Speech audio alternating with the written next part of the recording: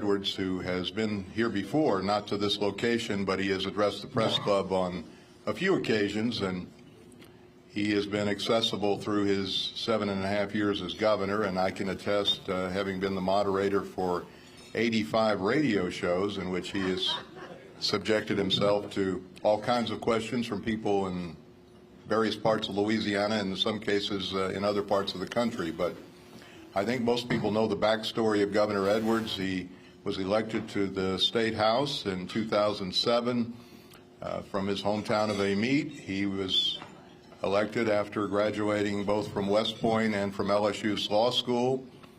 He served 2 terms in the Louisiana House. He ran in 2015, and remember we had a memorable debate in that year, 8 years ago, with him and David Vitter, and he beat David Vitter 56 to 44%. 4 years later, he won. I was corrected the other day. I said he won by 2 percentage points. He actually won by 3 over Eddie Risponi, 51.5 to 48.5, but by 40,000 votes in a relatively close race. And he is the only Democrat elected right now in the state in a statewide office, and he is the only Democrat to win 2 consecutive races for governor since Edwin Edwards in 1971 and 75. So the governor is here to give a state of the state message in his final months as governor, and we'll also, I'm sure, hear from him about his future endeavors.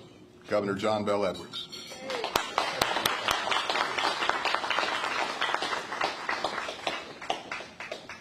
Thank you. I don't think anybody other than Jim Inkster keeps all that stuff floating around about years people were elected and percentage points of wins, but I'm not surprised because, as he said, I've been on the radio program with him 85 consecutive months. And by the way, I do encourage whoever the next governor is that he or she continue that program, because I think it helps from a few perspectives. One is you hear from people about what's important to them, and these are people all over the state, and some from Longview, Texas, and you hear about what's important to them. But you also, because you're preparing and you don't know what questions you're going to get, you really spend a lot of time, or at least I do, making sure that I'm familiar with things that are going on in state government, what's happening in the news, what might be a current event out there that I'm going to be asked about, and then for good measure, all things related to the Saints and to LSU and all that sort of stuff is always something that's fair game. I appreciate the invitation to be here with you all today, and it's been a while since I've been at the press club. I want to start by thanking you all for keeping people informed. I know just this past weekend, I think Washington did the annual, what is it, the Gridiron Dinner or whatever they call it, and it's always a good time with jokes and that sort of stuff. But every year, the folks who are invited to speak also make sure that they let the media know just how important they are to keep people informed, and that is certainly the case here in Louisiana. Keeping them informed on a daily basis so that they can be better citizens and that sort of thing. But most importantly, and in too many cases since I've been governor, the information that you provide actually help people to stay alive, whether it's because of hurricane or other severe weather or because of COVID and so forth. So I want to thank you for everything that you do. Today I'm going to focus my priorities on my priorities for this legislative session, and it is a fiscal session. It is the last regularly scheduled session of my second term as governor. I hope there will not be an unscheduled special session. We've had enough of those as well, but it is a fiscal session, and I think the fiscal work is really ought to be the focus of what we're doing this year. I want to start by telling you I feel very good about the budget that we presented to the legislature, and that's primarily House Bill 1, which is the next year's operating budget, but also the supplemental budget for the current year and then the House Bill 2, which is the capital construction budget. Because of the increased investments that we're able to make this year, as reflected in the budget, I believe it is truly transformational, and it continues progress and momentum on things that I think we all believe to be a priority. And it's such a far cry from where we were the first year that I became governor. And you know, I sat down and took a look at it the other day and was comparing and contrasting, because up until now, I kind of did it 1 year at a time. But to see where we are today relative to where we were in 2016, really, I think, is impressive. And I want to start by giving a lot of credit to Jay Darden and others who really helped me with the budget, but also with the legislature, not just the one that's sitting now, but the one that was in office last term, because everything we did to fix our budget problems required at least a majority vote in a legislature where both the House and the Senate were primarily, or majority Republican, I should say, and as you all know, I'm a Democratic governor. But most of the big things required a 2/3 vote, which is really, really difficult to get when you're talking about revenue. But we were able to take a balanced approach, and I think really put our state on a much sounder fiscal footing, and that is showing up every single day, including with the growth and diversification of our economy, and the way we're able to present the budget that the legislature has under consideration. First of all, from the very first year that I was responsible for the budget, which was fiscal year 17, we started running surpluses, and we've run surpluses in every single year. Just like your business and just like your home, I can tell you a surplus is better than a deficit. It's better than a deficit, especially when you consider what you have to do with a surplus and those things that are possible to do. You put money in the rainy day fund, you put money towards the unfunded accrued liability, and then with the one-time money, you can pay debt, you can do capital construction projects, you can have non-federal match. Those are all important things for a state like Louisiana. I guess they're important for every state. But when I became governor, we had a $2 billion deficit for that first full fiscal year. The one that I just told you we ended up running a surplus for, $2 billion short, and we had a grand total of $400 million in the bank. Today, we have a balanced budget, and we have more than $2 billion in the bank. So that one little synopsis right there kind of shows you the difference. We have 5 times the savings in the state of Louisiana that we had when I became governor. The rainy day fund, which is what we all think of as the budget stabilization fund, but we call it the rainy day fund, the primary savings account for the state, when it gets the deposit from this last surplus, 25% of that surplus, it'll have the highest fund balance in its history. But on top of that, there's a revenue stabilization fund that many of you don't know anything about. It was created in 2016, and it was purely aspirational at the time. It has more money than the budget stabilization fund. And you add just those two funds up, and you get to that $2 billion mark that I was talking about. And we also have been paying down debt at record levels, and we've not just paid down debt, but we've actually paid cash on some things in order to not incur debt in the first place. In the last 2 years, we've paid a total of $800 million of the state's share to the Hurricane Storm Damage Risk Reduction System that benefits the 5 parishes around greater New Orleans.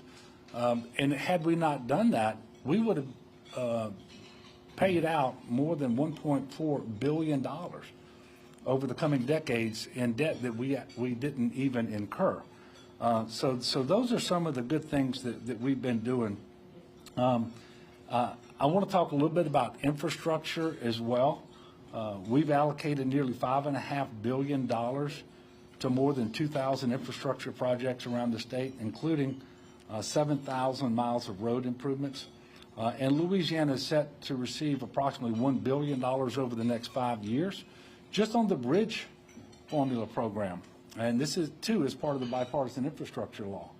And we're going to allocate somewhere between 270 million and 300 million of that billion in order to repair off-system local bridges, because they form part of our transportation network.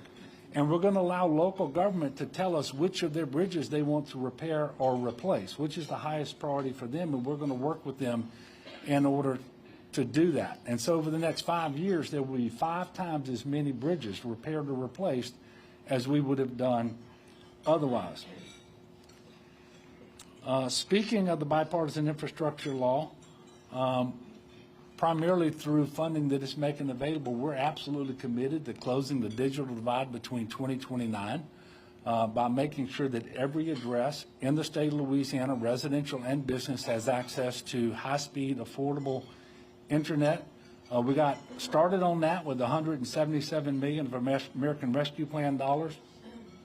And then when we got the private match from internet service providers, it's more than $300 million that we're using to expand broadband to more than 80,000 addresses through the Gumbo program, which is a grant program that we have. And we're going to use that program to administer the next round that's going to come through the infrastructure law, where we're going to receive more than $1 billion. And again, we're going to get private match from the internet service providers, and then we will go out around the state and make sure that there is affordable high-speed internet for every address. Now, if a business owner or a homeowner chooses not to do it, that'll be their business, but it will be available to them. We're also making other long-term investments that I believe will pay dividends for generations to come. Now, you all may be aware that the House Appropriations Committee this morning has had the money bills in committee. I've been in other meetings, and I came here this morning. I haven't been able to review the committee's work and see what all the amendments did and so forth. But I will tell you that we have an opportunity to really make large investments at education at every level. Early childhood, K through 12, and higher ed. I got some indication this morning, very briefly, that the Appropriations Committee may have moved a fair amount of that money out of the budget. Not sure why they would do that. Didn't know that education ceased to be a priority. But we're going to continue to work with the legislature. This is the first step in the process. And again, we've got to go back and go through all the amendments and see what actually was done. But we were included in our budget was the largest new investment in early childhood in terms of state general fund in our history. Incredibly important. I believe, and the experts confirm this, if we want to change education, if we want to have better outcomes, it has to start in early childhood education. And we have to have more 1-, and 2-, and 3-year-olds and in quality settings for early childhood education. Then you've got to sustain that for a generation. And when we do, we will make a difference that we've never been able to make before. So it's my hope to work with the legislature to make sure that that funding stays in, especially since, and this is critically important, the federal government for next year will not be giving us the stimulus, the COVID stimulus for early childhood. And that was a tremendous amount of money. So we got to make sure that we're making the investments we can make so that we don't lose ground unnecessarily. Also looking for a teacher pay raise. Look, it remains true that the number one ingredient for education is to have a professional, well-educated, motivated teacher in that classroom. Quite frankly, we don't have enough teachers today. We have too many who are leaving the profession, and we don't have enough entering into our colleges of education to go into the classroom.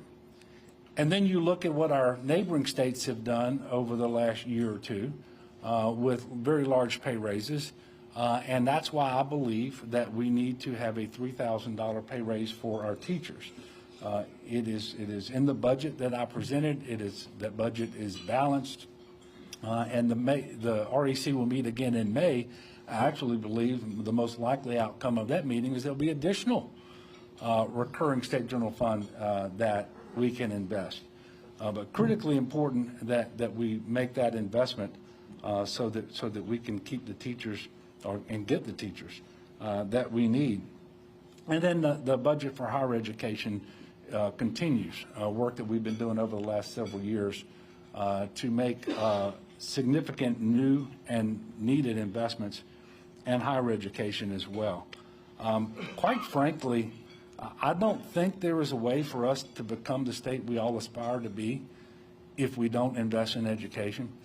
And the key to that is you can't just do it for a year or two and then stop.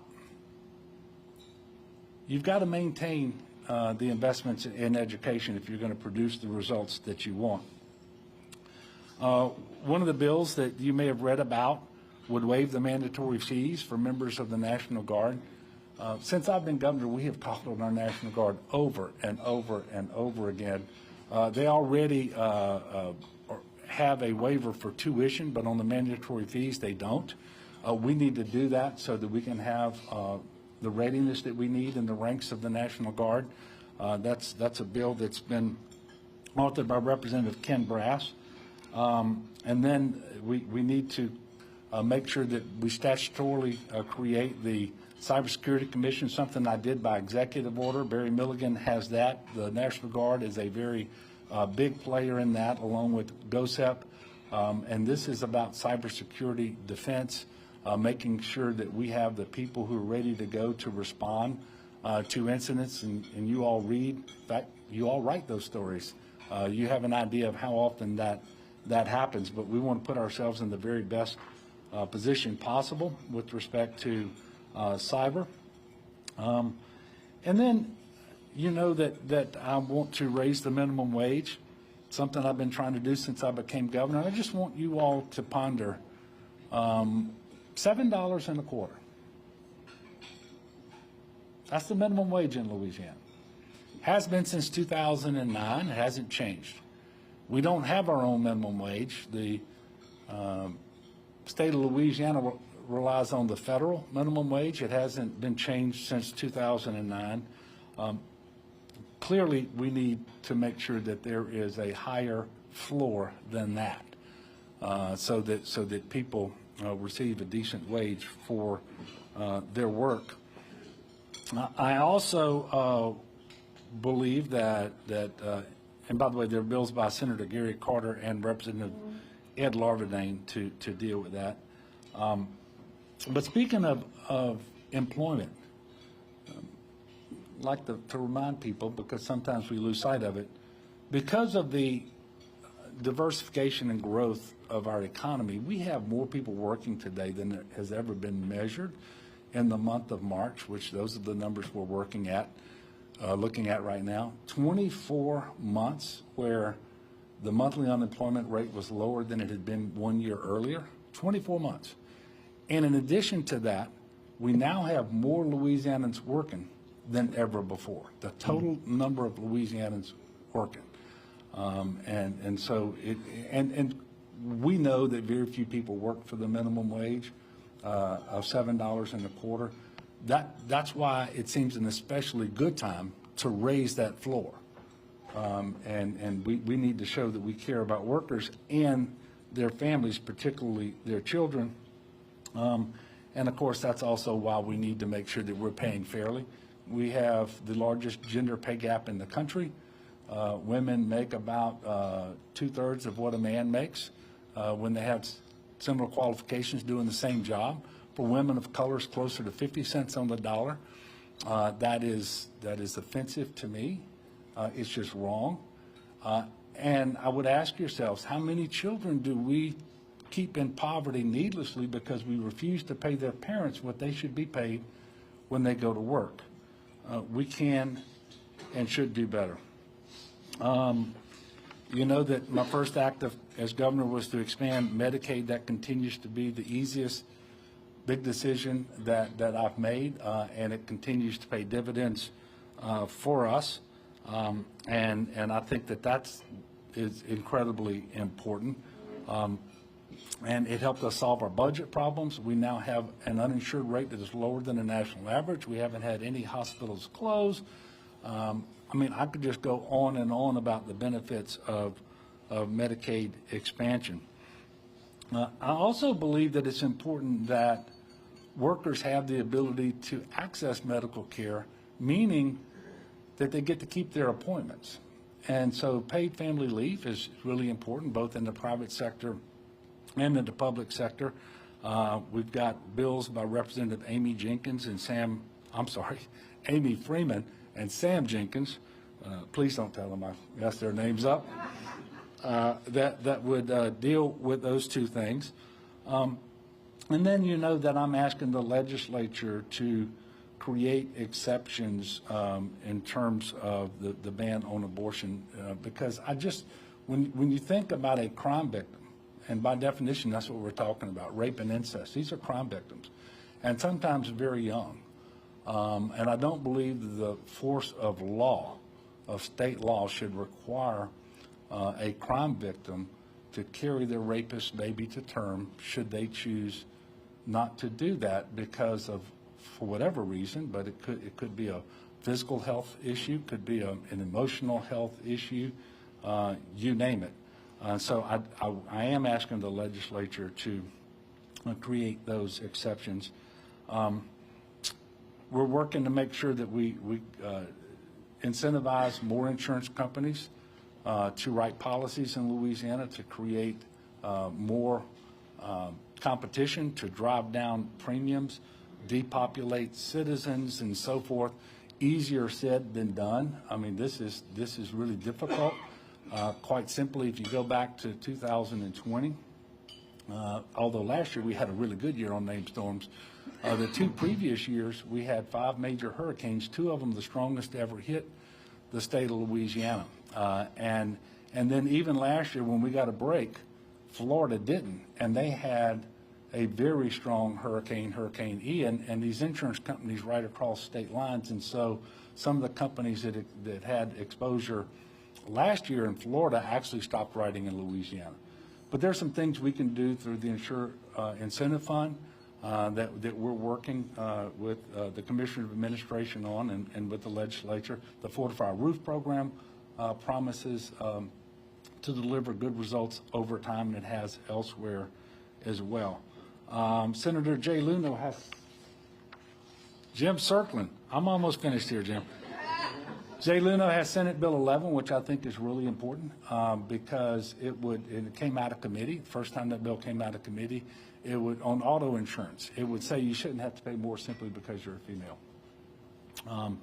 That makes sense to me. Let's see.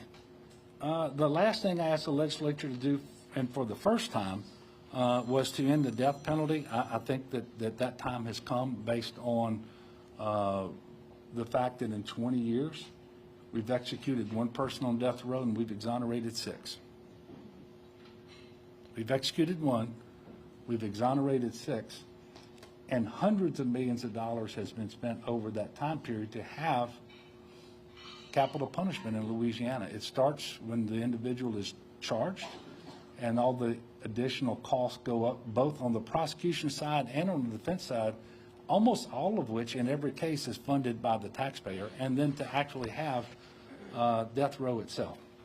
So I think we can do better than that. I don't believe that it is a deterrent to crime. It isn't necessary for public safety.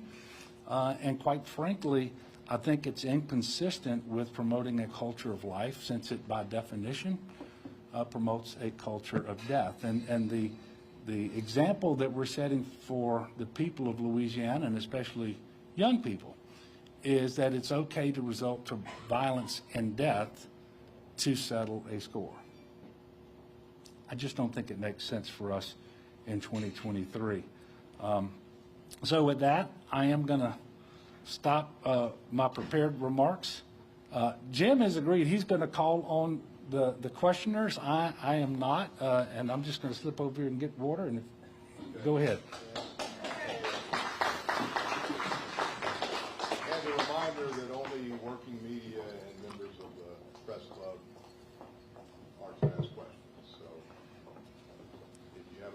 Governor Edwards. I know I just answered all your questions. Governor, on the campaign trail, particularly the Republicans running to replace you, talk about the loss of people moving out of the state. And while you often take credit for things you do justifiably, are you to blame for the state's population loss? Well, as I recall, we went through a census in 2020, and we didn't lose people. We gained population, and in fact, there was the same number of states that had a higher population before the census as there was after. And so we should all be worried if we have people moving out of state, if they're in large numbers. I don't believe the facts bear that out. And and one of the things that I've always been, and by the way, that census was taken in the fall of 2020, in the middle of those 5 hurricanes, one of which was the strongest ever to hit our state in southwest Louisiana, and while thousands of people were not at home, and they were all across the state and sometimes out of state, and we still didn't lose population. When you look at just the sheer number of storms that have uprooted people, whether it was for a few days or a few weeks or a few months, I guess you can go all the way back to Hurricane Katrina. Quite frankly, I am amazed and impressed at the resiliency of the people of Louisiana for staying here, and I'm very thankful that they do. And I think it's confirmation of something that we all know. Louisianans love Louisiana. We still have the highest percentage of native-born people in our state of any state in the country. So I guess I reject the premise of your question. Isn't that shown in 20 and 21 in the latest big census? Yeah, well, yeah, but those intermediate reports don't typically, at least in the past, they haven't been proven to be accurate when it was time to actually do a full-blown census. And I guess I would be even more impressed, because if we have the highest number of people working today ever, then we also then have the highest percentage of people, if your question is correct. Can I follow up on that? Sure, Lanny. While they had a panel and they hired a guy named Jim, I think it's Jim Abernathy, who is one of the South's leading consultants on the economy. And the larger point, other than population number here or there, is that we're still 48, we're still 49, we're still 47th in various measures. Now, some of those are 5 years old, because that's where the data comes from. But on the larger sense, do you feel that you've been dreadfully successful in changing the trajectory of the state of Louisiana? Well, first of all, I believe that we have had tremendous success in a number of areas. I would never, ever suggest or say that we aren't challenged in ways that we don't want to be challenged. But if you look at criminal justice reform, I think incredibly successful. If you look at the Medicaid expansion and the fact that the uninsured rate is now lower than the national average, I think that is incredibly helpful as well. And there are a number of things that we've done, Lanny, I think, to position the state for success, like the investments in education that we have made. How are you going to be a better state that is going to be more attractive to people, not just moving here or keeping them here or attracting investment, if you're not investing in your workforce and education, if you're not investing in healthcare, if you're not investing in infrastructure? We're doing all those things at unprecedented levels. So those are things that I am immensely gratified by. You don't change the rankings overnight. We all know that. And there is a big lag between when data becomes available in order to validate whatever it is that you've been doing. I think Lanny just made mention of that as well. So there are a lot of areas. I am very satisfied with many things that we have been able to accomplish. here in Louisiana. And I believe that continuing to prioritize those efforts and that funding is the key to moving our state forward. Chris? Governor, are there any bills moving through the legislature that are gaining momentum that you aren't particularly a fan of and would not like to see make it to your desk? Well, that's always the case. I mean, well, look, and, you know, I'm going to answer the question. I'm always reluctant, and y'all know this about me early in the legislative session especially, to talk too much about particular bills because quite often some of them will get hung up in the committee. They will be amended to the point where they started off objectionable and now they're not objectionable and that sort of thing. It would be wonderful if the legislature really focused its time and attention on bills that make a real difference. Understanding this is a fiscal session, and that really is what we ought to be doing. And I think you saw bills, money bills that would spend $30 billion come out of committee this morning with far less debate, questions than you see on bills that just won't make any difference for our state. And so I would you know, I always reserve the right to look at a bill as it reaches my desk. But it is absolutely fair to say that there are a number of bills filed that I think they're in search of a problem, and therefore they could be a problem themselves.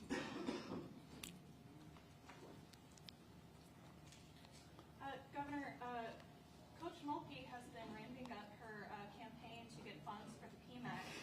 She recently at the Capitol asked legislators to get on plate checks tonight to get that money for her.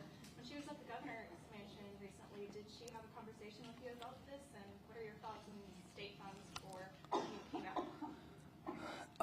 First of all, we had a lovely meal, all the coaches and the players and some others involved in the LSU program. And it was a lot of fun. We did not have that discussion. It was really truly a social / celebratory meal and time at the governor's mansion, but one that I greatly enjoyed because the team were just exceptional this year. And then Coach Mulkey being from Tangipahoa Parish and somebody that I've known for a very long time, very proud of her and happy obviously to have her in Louisiana. I'm looking around this room. There's one or two of you who are older than I am, but that is the very first national basketball championship ever won by an LSU team, men or women. And she did it in her second year as coach, when, you know, I don't think anybody thought that was possible, maybe except for her and those players. And I just thought it was exceptional. Now, she did not talk to me about the PMAC. You all know that the House Bill 2, I've already presented that budget to the legislature. There is a lot of funding for higher ed. Deferred maintenance to fix buildings that really need to be fixed, but also to do new work on our college campuses and so forth. And I don't blame a basketball coach for wanting the best possible basketball arena. I would tell you, for me, the biggest priority there would be a new library.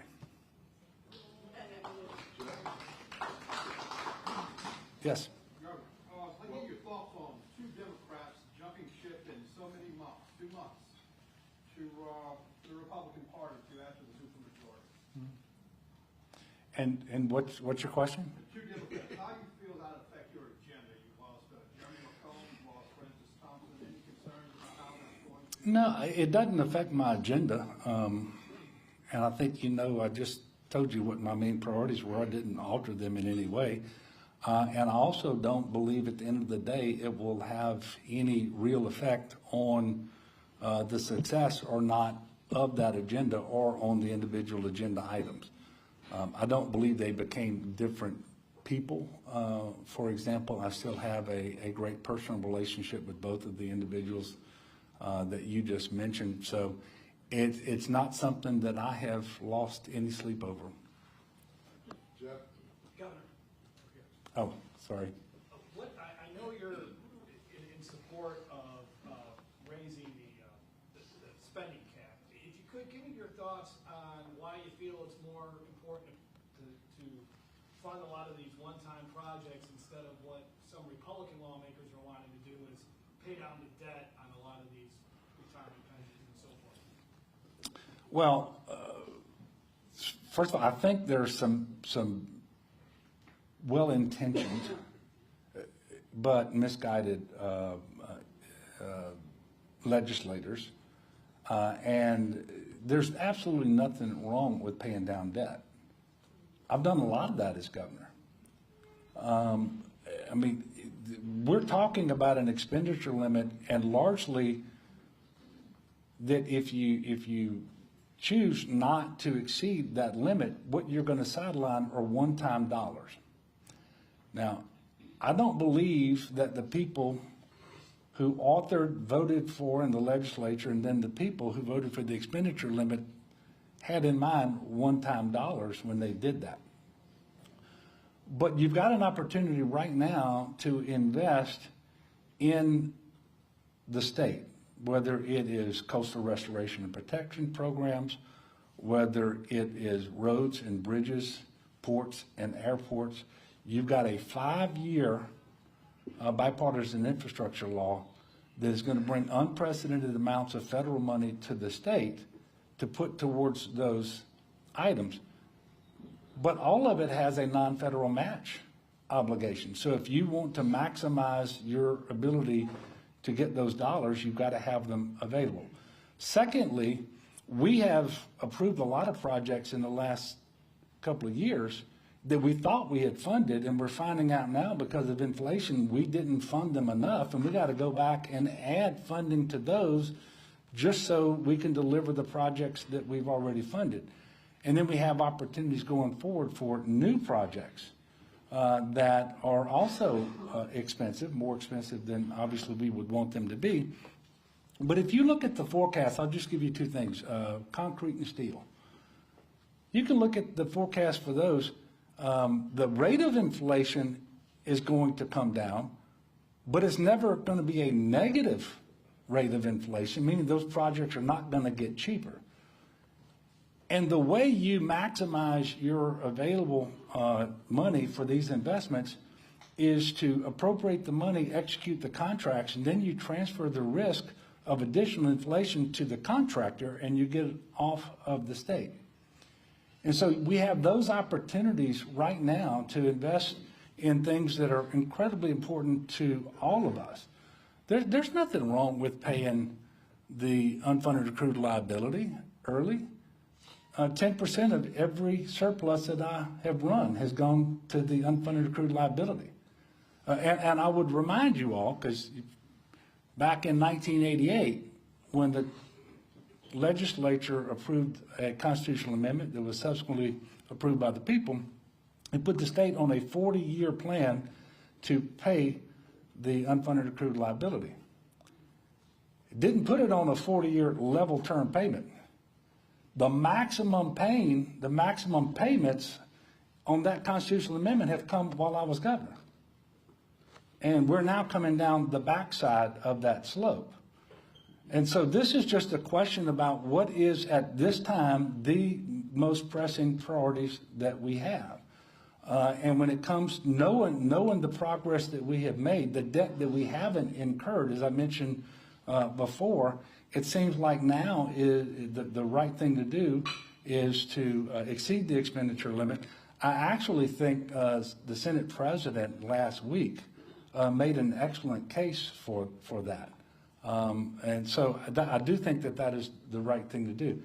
But there's nothing wrong with paying debt. It just shouldn't take priority over these dollars at this time. Robert? Governor, what would you say to those who are disappointed in the fact that you haven't testified before the special committee investigating the death of Ronald? Well, if they would invite me to attend and give me enough time to get there, I'd be happy to do it. But I haven't seen a thing that they have been able to get, whether it was any documentary evidence that they've discussed or any other testimony that in any way contradicts anything that I've said. And I've fully recounted my knowledge of the events as they transpired, I don't know, 3 or 4 times.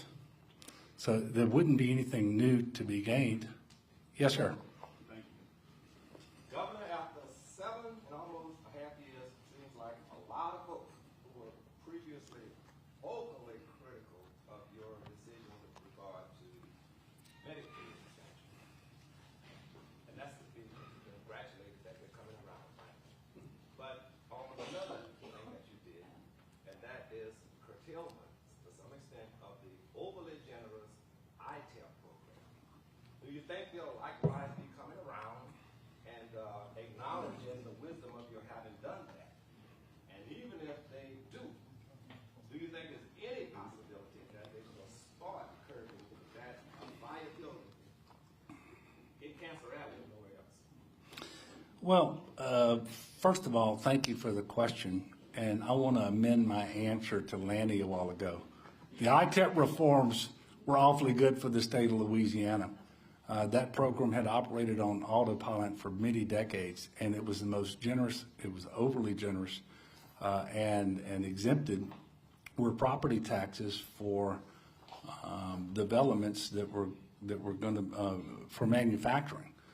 But none of the dollars were going to come from the state, but the state was deciding whether to grant the exemptions. And so we just made a few common sense changes, and now the local government gets a chance to say yes or no. And if they say yes, it isn't going to be 100% exemption for 10 years. It'll be an 80% exemption for up to 2 terms of 5 years each. And if the company doesn't perform in the first 5 years, it won't get the second. And the 80% is really important because the very first year that that facility is in operation, it's before it's depreciated. And so that 20% that they will pay the taxes on is meaningful to that local government. And it helps them to educate children, to build roads and bridges, to provide fire and police services and that sort of thing. And you will recall there were people who were crying wolf when I did this. On an annual basis, the investment coming to our state that is eligible for the ITEP has doubled since I made the changes. And for the first time ever, there's a jobs requirement. How can you justify that level of generosity without having a jobs requirement on the exemption? So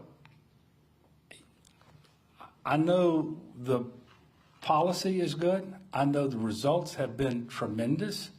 If you go and ask your school boards, if you ask your police juries or parish governments, if you ask your sheriffs and so forth, they will tell you it has been extremely positive. You look at the investment that's been coming to Louisiana, you know that's a good thing. I would hope that the next governor, whoever he or she will be, and I certainly hope it's Sean Wilson. I know he won't be making the changes.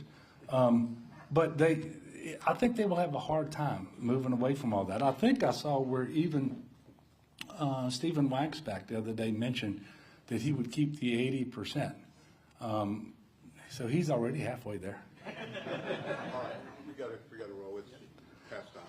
Thank you. Well, look, thank you all very much. It's been a great lunch to come and share with you. Thank you. Thank you.